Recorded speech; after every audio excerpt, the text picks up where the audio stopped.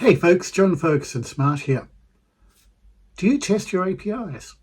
A lot of testers aim to learn API testing, and it is an important skill. If you want to be a test automation engineer, you absolutely need to know how to interact with your APIs.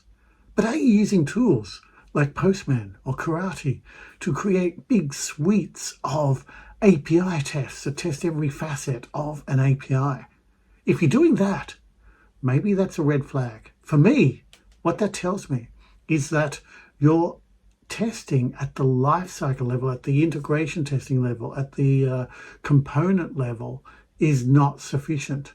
That you do not have enough confidence in your code when it's being built as part of its normal build process, that you need to do all this extra testing.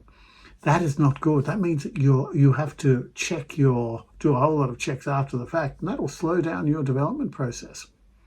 So what you should be aiming for, in my opinion, is you should have a whole battery of integration tests, acceptance tests, functional tests. All of this stuff should be happening at the microservice level.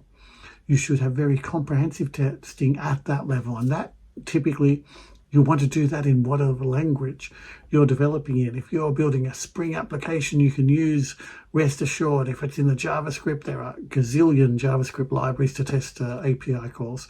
Whatever works for you, but make it inside the framework, inside the build process. Don't do it separately. If you're doing it separately, it's a red flag. Where API testing does come in handy, where interacting with APIs does come in handy, is if you need to interact with multiple APIs and build a chain of basically end-to-end flows that go through multiple sequences so that you can check that everything hangs together, that everything does fit together.